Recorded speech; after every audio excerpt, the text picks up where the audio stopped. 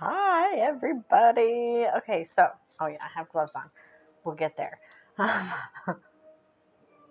So, today I am going to be making a um, uh, infused oil with Russian sage. I have the gloves on because we're going to process a bunch of Russian sage, and I don't feel like smelling like Russian sage for the next couple days. It has a I just read this on one of the places I was collecting my research from. It says it has a musky, minty smell. And I've always thought that it smells more closer to like a goat barn. Not that far, I guess. I don't know. It's one of those smells that's interesting. Once you burn it, it doesn't smell like that anymore. So I've used it in smudge sticks. When you smoke it, it's said to give you a euphoric feeling. I haven't tried it yet. I don't know. We'll see. Maybe we'll do some magic and like smoke some Russian sage. It'll be exciting. So if you're not familiar with Russian sage is it grows really bushy and tall with really long, slender leaves and flowers. See, we have some here. So it gets the really long shoots. It makes like a big bush. The leaves are like a lighter silvery gray. This bag that I have here is mostly flowers. So today we're going to be making one with mostly the flowers. So the flowers actually create a blue dye. So if it goes according to the way I feel like it should go, it's going to turn my oil blue or purple. So we're going to get a great color from it.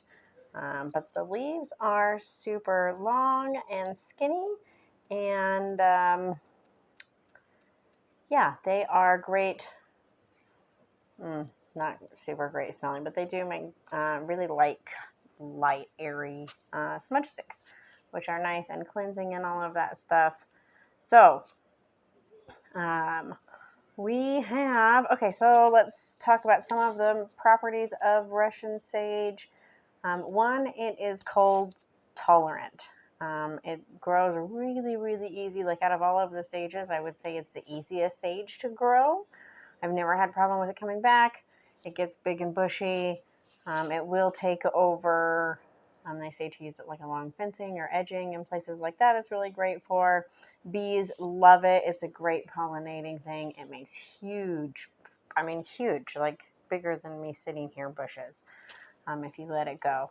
And lots and lots and lots of flowers. So the bees absolutely love it. Butterflies really like it, but bees for sure. It is also a biopesticide, so it has natural chemicals in it that are deterrents to ants and beetles specifically. It also is being used in some areas because it has this magical ability to suck up all of the toxins out of the soil. So you do kind of have to be careful of that. If you have an area where there's a lot of heavy metals in your soil and you're going to eat the Russian sage, you might be mindful of that. But the leaves are toxic if consumed in large quantities, I imagine, for whatever chemical causes those euphoric feelings when you smoke it. So you have to be kind of mindful of that.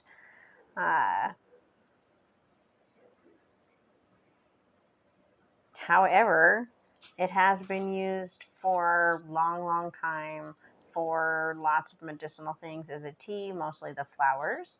And also as a garnish in food. It's got like a sweet, bittery kind of flavor to it. So it is edible, but it's not. It's one of those kind of things. It's probably toxic to your kidney and liver in large quantities, whatever the essential oil is. And because of its variety and that it's mostly been used as a like a pretty plant here in the United States. It hasn't really received a lot of studies here in the US. If I spoke Russian, I bet I would get a lot more, but I don't. So if you are familiar with the scientific studies of it and you have more of the science information, I would love that. As always, just let me know. Anyways, so in teas, The flowers have been used to treat indigestion, fever, alleviate cold and flu symptoms. It's also been used for like anti-diabetic properties, to treat dysentery or diarrhea, and as an analgesic, so a pain reliever. Aromatherapy, it's used to clear the senses. It does have camphor in it, which is one of those chemicals that's in the like mint family, and you see it a lot in the mint family, but it's in Vicks. Camphor, that's the active ingredient in Vicks. It's also been used to treat head colds, and to soothe anxiety, calm, kind of whatever. So the tincture is used to alleviate gas and also headaches caused by pressure. Like if you're somebody who is sensitive to barometric pressure changes, it can help with those kind of headaches or those kind of joint pains, stuff like that. It'll help bring down the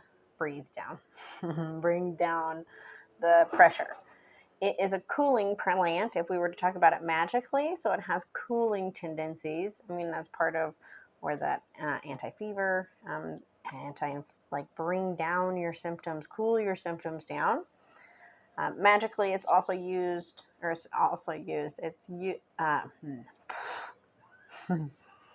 magically, it's associated with wisdom and knowledge, self-worth. So this plant is one of those ones that helps you to see and value your own knowledge and your own abilities and give you that kind of boost that you need.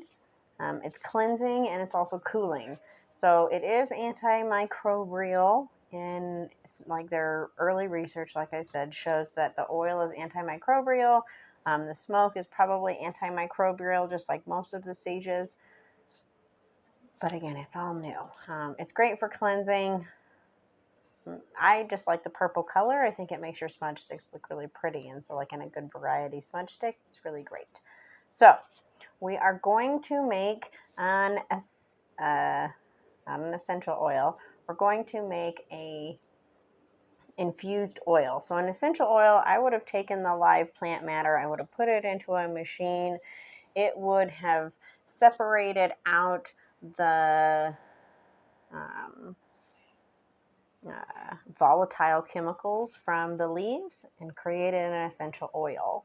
Now, these like are volatile oils, so that's why like I'm wearing the gloves, because I'm going to come in contact with a lot of those oils. It's a dried plant, and so that can be toxic. That would be when we get to those poisonous levels. That's when you don't want to be consuming it. That's why we get allergic reactions from essential oils and all kinds of different things, because we've taken 30 plants and we've put them into one little tiny bottle, and it is really potent.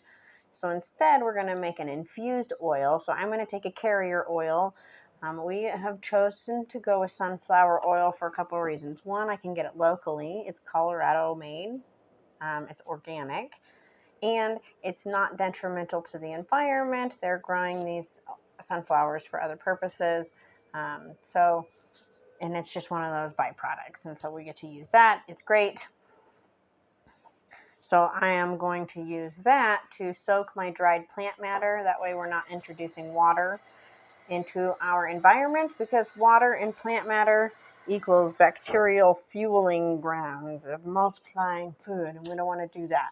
So we want to keep as little plant matter or as little water out as possible, and when we're using the oils. That way we're not getting the flourishing environment. And then I have my bag full of sage. Now, the sage is totally dry, like I said, and what I'm going to do is I'm just going to fill this jar. I have a larger, pint jar? Quart jar? Yeah, quart jar. 2-quart jar. Anyway, so I have a larger jar. We're going to make quite a bit of this. And like I said, I'm using mostly the flowers, so I'm hoping to get a blue dye. Now, I am literally going to just like shuck the flowers into the jar. It's okay if I get some stem in there. I'm not that worried about it. I don't need to pulverize it or be rude to it or like completely smash it. These are really little flowers. So I don't think that that's going to be necessary. Oh, it's not necessary. Some people like to pulverize their plants or get it down because their notion is more plant surface equals better plant extraction. So the problem with that becomes then you're not only extracting the phytochemicals and oils and stuff that you want out of it, but you're also breaking down that plant matter, so you're getting plant matter in it. That's why your oils will turn more green or brown, because you're getting more chlorophyll.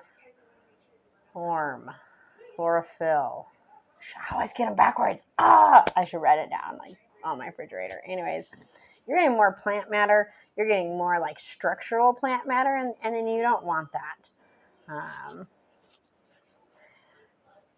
And you want just the oils. So I'm going to take a branch out. See? I'm going to stick it into the jar, and I'm going to just shred that. Try to keep as much in the jar as possible, and then we're going to try to fill this jar. I'm really hoping. So, I'm going to try to do this really quickly, but I'm going to pause. I don't feel like you need to watch me do this whole bag because it's quite a bag. So, yeah, when I come back, we'll have a whole jar. So I just came across a really brown leaf that did not dry pretty and green like these other ones. I just wanted to make a note that you don't want to keep the brown ones. They're not good. They're just not good. So don't put those in again, that's just going to bring a bunch of plant matter, and you don't want that. So leave the brown ones aside. So, okay, we'll be back. So I also realized as I was just doing this, one of the things that I didn't talk about is topically. So we're going to be using this to make oils, which you can use magically to like anoint your candles with and whatnot. And so we'll make up some little jars of that. But we're going to be using it to make soap. So topically, this is something that helps to stimulate the circulation, and that in part is that camphor and some of the other phytochemicals. But it's going to help promote the blood flow through your capillaries and whatnot. So that's going to help with cleansing your body and helping to just get everything moving and turning over your cells and all of that great stuff. So one of the reasons it's going to be good for soap. Plus, it's going to be blue. I'm really hoping that it just is blue. Okay, we'll be back. Oh, hello again. So I wanted to show you how much pollen is on my finger, and I already ripped my glove. And I can definitely feel the camphor effects of the pollen. It's very cooling. We're not quite at like icy hot camphor levels, but if I wasn't wearing the glove, it would definitely be irritating to the skin. Also, something else I didn't mention is curing, drying, however you want to take care of your herbs. So when I dry my herbs or I cure them, I literally I water the plant really good before I trim it, and I kind of hose it off and clean off the branches so that there's not a ton of dirt on it. So it's already mostly clean. And honestly, a little bit of dirt isn't going to hurt a ton. You just want to make sure that it's not like a muddy plant. But then I will let it dry. And you want to do this early in the morning, so before it gets super hot outside. So, and then before it gets hot, I'll just go out and I'll clip, like this bag is clipped from just the flowering top. I was deadheading the plant back so that it would reflower. And I just cut it directly into the brown paper bag. You can see, brown paper bag.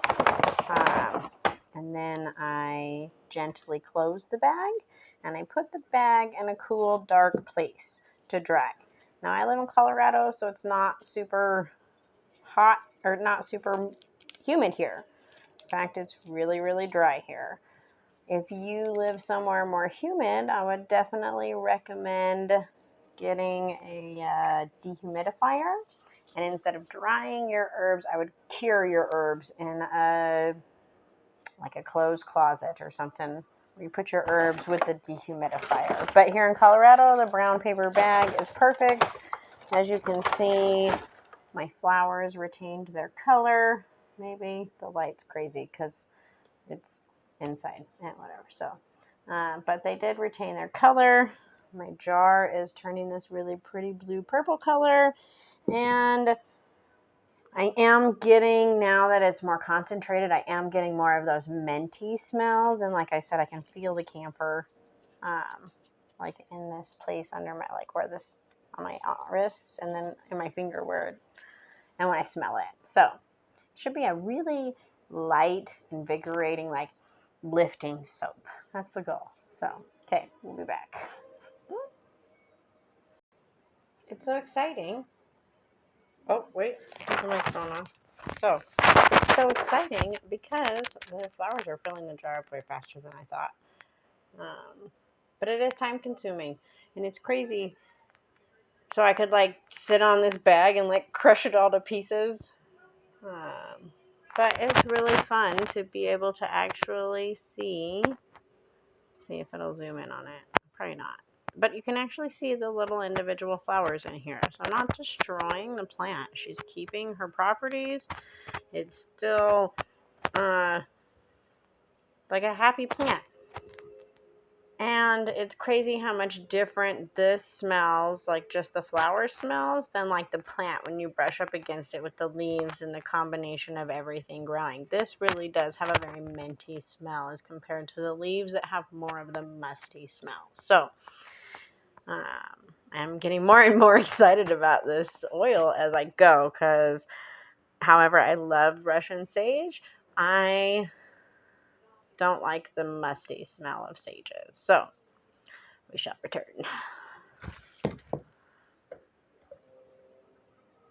I keep losing pieces to these gloves.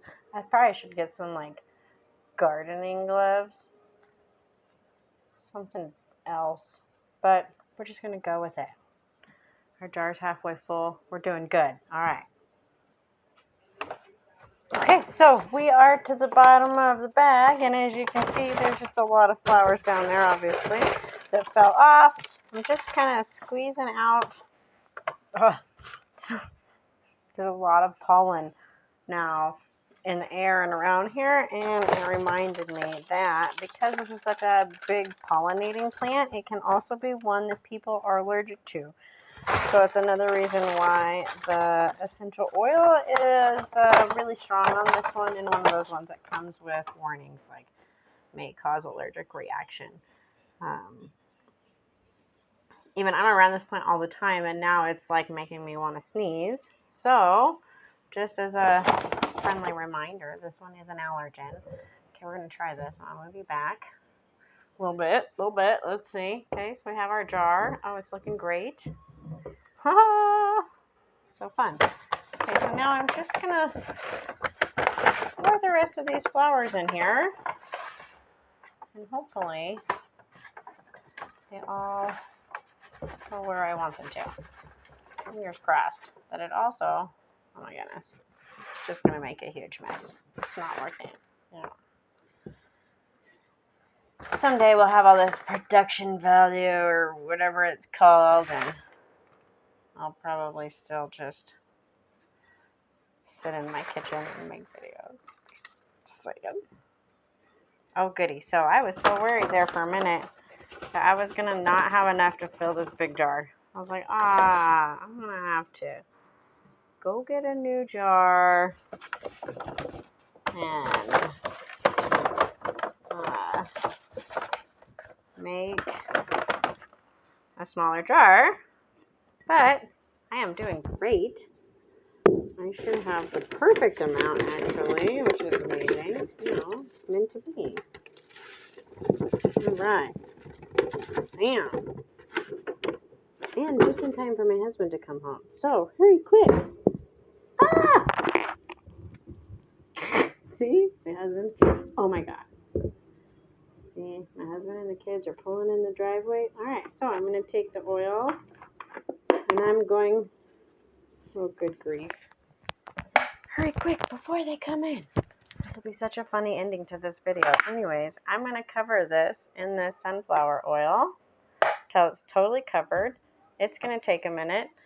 And then I'm going to put a lid on it. And I'm going to label it. And I'm going to let it sit for 6 weeks. And then I'll come back at you with it. So don't forget to like and subscribe. We'll see you soon.